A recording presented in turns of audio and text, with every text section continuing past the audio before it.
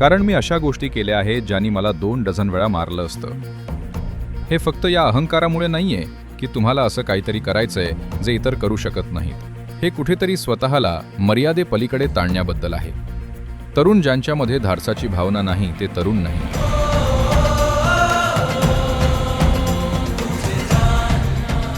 पहिला प्रश्न जॉर्जीचा आहे. सद्गुरू, आम्हाला माहित आहे की तुम्ही साहसाकरिता नेहमी तयार असता, पण बरेच तरुण निष्काळजीपणे साहसी खेळात भाग घेतात आणि त्या प्रक्रियेत स्वतःचा जीव सुद्धा गमावतात. साहसी खेळामध्ये भाग घेणाऱ्या तरुणांसाठी तुमचा काय सल्ला आहे? या विषयावर कुणाला सल्ला देण्याचा मला अधिकार नाहीये, कारण मी अशा गोष्टी केल्या आहेत ज्यांनी मला 2 डझन वेळा मारलं असतं. पण मी इथं आहे कसा तरी. तर पहा, जेव्हा आपण साहस म्हणतो, तुमच्या जीवनात उपक्रम असू शकतात किंवा साहस असू शकतं. साहस म्हणजे तुम्हाला माहित नाहीये की तुमचं पुढचं पाऊल कुठं असेल.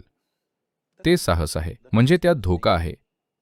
कुठलाच धोका नाही, सर्व काही सुरक्षित आहे, यात कोणतंच साहस नाही. तो फक्त एक उपक्रम आहे.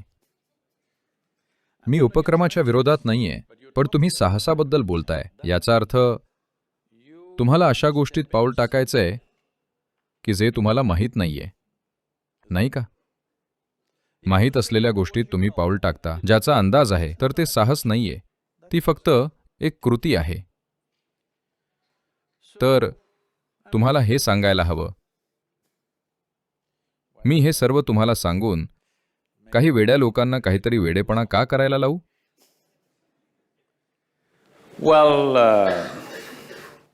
एक म्हणजे माझे वडील डॉक्टर होते आणि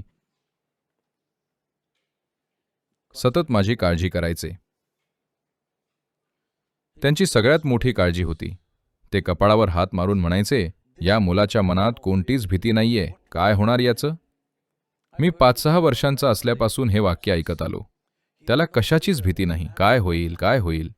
मी साधारण 11 वर्षांचा असताना ते पुन्हा तसंच म्हणाले, त्याला कसलीच भीती नाही. कारण सुमारे 12 फुटाचा कोबरा मी सहज उचलून निघून गेलो. तर ते पहिल्यांदाच हे पाहत होते. मी 6 वर्षांचा असल्यापासून ते करत होतो. त्यांनी पहिल्यांदा पाहिलं आणि त्यांच्याकडे वेस्पा स्कूटर होती. 9 वर्षांचा असल्यापासून मी त्यांच्या नकळत ती चालवत होतो. त्यांच्यासाठी मी ती साफ करत होतो, पण मी ती चालवत होतो. तर एक दिवस बरं का, आमच्या घरासमोरचा रस्ता असा उताराचा होता. मी येत होतो. तिला न्यूट्रलमध्ये टाकून सीटवर उभा राहून स्कूटरवर असा येत होतो. त्यांनी मला पाहिलं आणि ते दुःखी झाले. ते म्हणाले, या मुलाच्या मनात कसलीच भीती नाहीये, काय करावं? मग मी त्यांना विचारलं, केव्हापासून भीती हा एक सद्गुण झाला आहे? ते म्हणाले, बघ, मी म्हणालो होतो त्याला भीती नाहीये.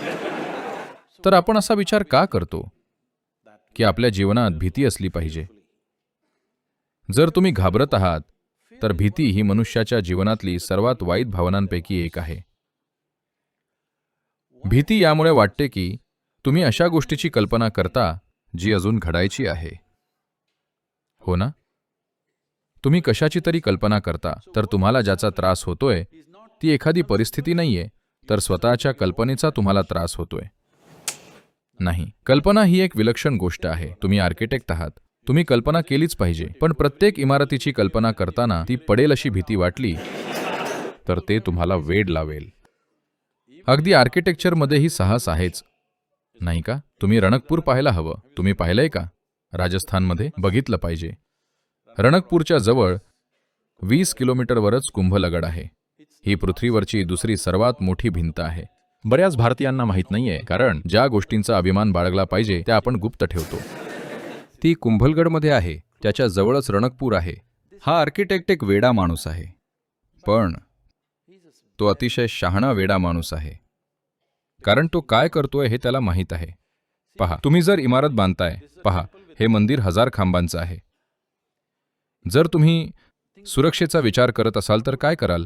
समजा कालांतराने जर एखादा खांब कोसळला, कारण त्या काळात बांधकामात फक्त दगडच वापरला जायचा, स्टील, कॉन्क्रीट वगैरे नव्हतं. तुम्ही अशी खात्री केली असती की जर एक खांब पडला तर तिथं दुसरा खांब असेल जो मंदिराला आधार देईल. नाही, त्यानं ते असं बांधलं, त्याचं साहस इतकं की जर तुम्ही एक खांब काढून टाकला तर संपूर्ण मंदिर कोसळेल. स्वतःच्या बुद्धिमत्तेवर आणि क्षमतेवर त्याला इतका अभिमान की त्यानं ते अशा प्रकारे बनवलं की जर एक खांब पडला तर मंदिर उभं राहणार नाही. आणि ते कोणत्याही समस्येशिवाय 500-600 वर्षांपासून उभं आहे. यासारखंच काहीतरी तुम्हाला योग केंद्रात दिसेल. आम्ही अंडाकृती घुमट बांधलाय, स्टील नाही, कॉन्क्रीट नाही, आणि वरच्या बाजूला ते फक्त 8 इंच जाड आहे. आणि लोकांना भयचकित करण्यासाठी मी 9 फूट व्यासाचं एक छिद्र ठेवलंय. लोक म्हणाले, हे कोसळणार. ते कोसळणार नाही. तुम्ही जीवनात जे काही करता त्यात जर साहस नसेल, ते काहीही असो, जीवनाच्या प्रत्येक क्षेत्रात साहसाला वाव आहे. याचा अर्थ तुम्ही तुमच्या क्षमतेवर आणि कौशल्यावर विश्वास ठेवला पाहिजे आणि त्यापेक्षा एक पाऊल पुढे टाकलं पाहिजे. अर्थातच तिथे धोका आहे. जर तिथे धोका नसेल तर तिथे साहस नसेल, हो की नाही? मग तरुण मुलं मरतील. हो, दुर्दैवाने कधीकधी असं होतं. मी 35चा होण्याआधी माझे किमान 12-13 मित्र वारले. काही मोटरसायकलवर, काही हँग ग्लायडिंगमध्ये, आणि आम्ही सगळ्या गोष्टी एकत्र करत होतो. काही जण वारले. त्या गोष्टीमुळे मी नाही मेलो, पण त्या सर्व गोष्टी न करता आम्ही जगू शकलो असतो का? नाही. त्यापैकी एखाद्या परिस्थितीने मला संपवलं असतं तरीही मी ते केलं असतं. केवळ अहंकारापोटी नाही की तुम्हाला असं काहीतरी करायचंय जे इतर करू शकत नाहीत. हे त्याबद्दल नाहीये. हे कुठेतरी स्वतःला मर्यादेपलीकडे नेण्याबद्दल आहे. पण आज जग खूप जास्त संघटित आहे. बरीच साधनं उपलब्ध आहेत. जेव्हा आम्ही विचित्र गोष्टी करत होतो तेव्हा आमच्याकडे कोणतीही साधनं नव्हती. आम्ही गोष्टी अगदी अशाच केल्या. पण आज सुरक्षा उपकरण यंत्रणा आहेत, जाळ्या आणि बरंच काही आहे.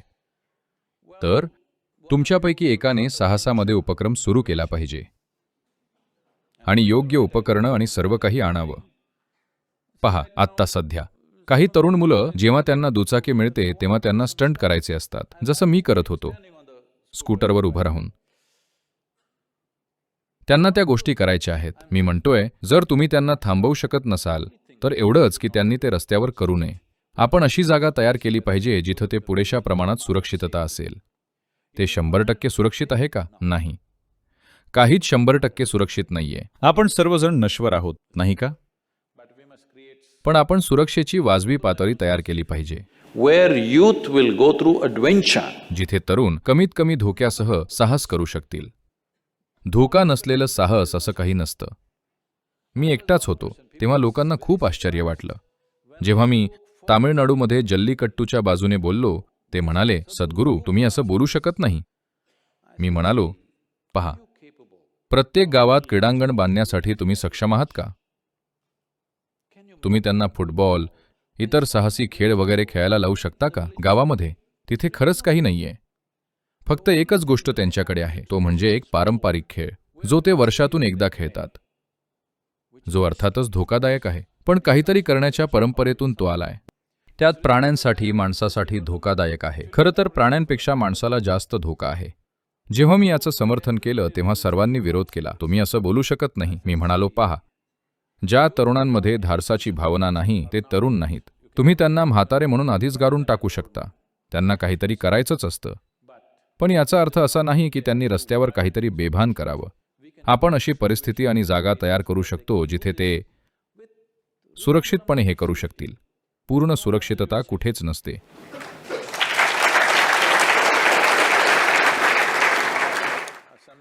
इथे असलेल्या काही पालकांना हे मान्य नसेल, पण नाहीतर ते अशा ठिकाणी करतील जिथं तुम्हाला दिसणार नाही.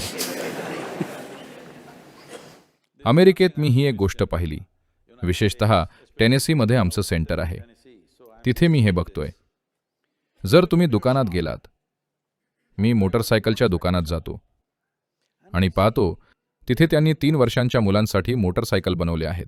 त्यांनी खरंच त्यांच्यासाठी मोटरसायकल बनवले आहेत. 3 वर्षांची मुलं डर्ट बाईक वेगानं चालवतात. मला वाटलं हे उत्तम आहे. पालक तिथे उभे आहेत, हेल्मेट, जॅकेट सर्व काही घातलेलं आहे. ते चालवतात. हे खूप चांगलं आहे, कारण हे व्हायला हवं. नाहीतर 15-16चे झाल्यावर ते काहीतरी बेभान करतील. कोणतेही ट्रेनिंग, तयारी, सुरक्षा उपकरणांशिवाय मग आपल्याला माहीत नाही की त्याचा शेवट कसा होईल.